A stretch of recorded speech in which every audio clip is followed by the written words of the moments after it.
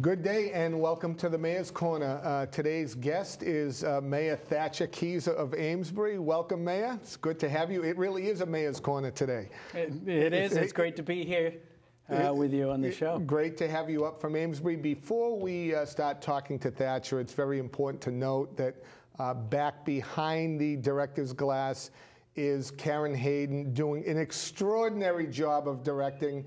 The Mayor's Corner has not been the same with other folks directing. Any of those people in the room? Oh, Seth Graham, I'm sorry. They're very close, but Karen's still the boss. Okay, Mayor Kezer, great to have you up here. I know that you have a long history of some great public service.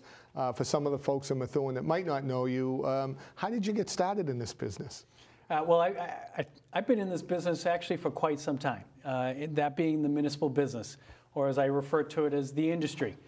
I really first cut my teeth after graduating from college. I went back home to Salisbury, where I grew up, and volunteered to be on the finance committee. The first thing that I was told back then was, keep your mouth shut for 3 years until you know what you're talking about. About 3 months later, I became the chair of the committee. And that was during really a very difficult financial time, much like what we've seen a few times since then, that being the 1990-91 time frame. So that's when I really got into municipal government, and it was on the financial end. Fast forward a few years, I was in the banking industry. Left that and actually became an employee of the Mass Municipal Association, which is the organization that we're both active with, which is represents all the cities and towns of Massachusetts. And my main function there was as a lobbyist or as an advocate up at the State House, working with the legislators, the governor's office and staff, and dealing with the big public policy issues that affect cities and towns. I left that, joined the Mass Clean Water Council, working with mayors around the state on water and sewer issues, regulatory issues, and then moved over to the Metropolitan Area Planning Commission for the purpose of establishing and running the Metropolitan Mayors Coalition, which was a coalition at the time of 9 mayors, or 8 mayors and 1 city manager, and really for the first time getting the Metro Boston CEOs together in one room, working in cooperation, again, on the big public policy matters. So I did that for several years. And then while I was doing that, I got activated for active duty. I'm in the Air National Guard. I'm a lieutenant colonel down in Cape Cod, doing cyber operations or network warfare type stuff. So I did 6 months of active duty, came back with still some adrenaline and excitement, and decided to get some experience inside of City Hall. So I ended up joining Bill Scanlon in Beverly as the purchasing director. As I like to say, I ran the business side of the city operations. Was there for 1.5 years, and then ran for mayor of Amesbury, and that's where I've been for the last over 5 years. And here you are today, a 5-year veteran, are you now, of the mayor's job? This is the beginning of my 6th year. Beginning of year 6. Well, let's talk just a quick bit about the military background. I know you get a lot of questions about that. You're currently active. You're in the reserve. Explain the difference and Sure. what your status is. Sure. I'm in the Air National Guard. And so, and I'm down at Otis is where my base is at. And again, where I started is active duty. So active duty Air Force, I spent time in Arkansas, based there, spent time in Europe, did a lot of travel. That's your full-time profession.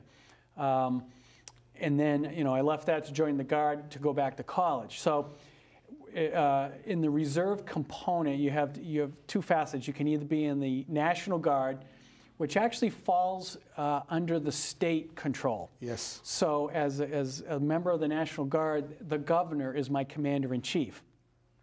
And then for those times that I'm activated for federal duty, then I fall under the federal government, and the president is my commander-in-chief. So that's the National Guard flavor of it. Then you have the reserve, like Air Force Reserves or Army Reserve. they're a reserve component, but they're under the federal side only. So their commander-in-chief is always the president. So they're part-timers like I am, but they have their missions. But the reality is, and the way the military works now, we all wear the same uniform. It has the same patch on us as U.S. Air Force, and that's how we operate. So as a guardsman, as a reserve, or as active duty, we are all doing a lot of the same stuff. In fact, many years of being in combat communications, that's the field that I've been in. I forget the number, somewhere between 80 and 90% of all combat communication units were in the Guard, not active duty.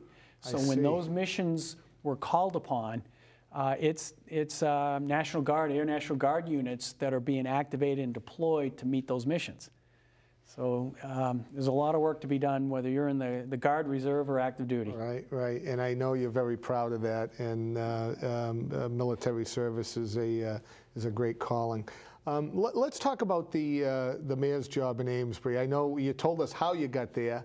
Yeah. So when you first got to Amesbury as mayor, tell the truth now.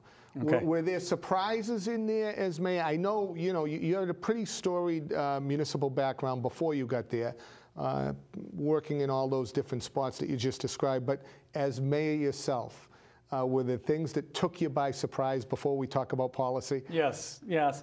Well, I've described it like this. One, having worked with mayors quite a bit, and I've always been impressed with the workload, the diversity of the issues. I would spend a whole day with the mayor running around, and I would get home exhausted and tell my wife, man, what a day. What you don't realize is when you become mayor, that's every day, 7 days a week, all year long. It never lets up. Yes. And when people ask me what's it like being mayor, I describe it as it's like running in a marathon at sprint speed, and there are people throwing chairs in front of you. And what I mean by that too is you need to find a good pace. If you try to sprint faster, you're going to get exhausted and fall by the wayside. If you go too slow, people are going to catch up to you. Yes. And there's always somebody trying to trip you up and whatever it is you're trying to do. So you're always aware. But and one of the things, I knew enough about municipal government walking in the door to know that even when I was campaigning for mayor, I didn't make any promises about anything, because until you actually sit in that seat and take assessment of what's going on, you don't really know what the truth is, or you're not really sure. The personnel that everybody complains about, that people say is part of the problem. You find out they're the only ones who get it, and are on the right path, and the ones who everybody thinks is so doing really well are the ones that are faking it really well. Right. And so you never go in based on perceptions. I want to go in, taking a true assessment, and I will determine for myself what's going well and what's not going well. And that was the approach I took coming in.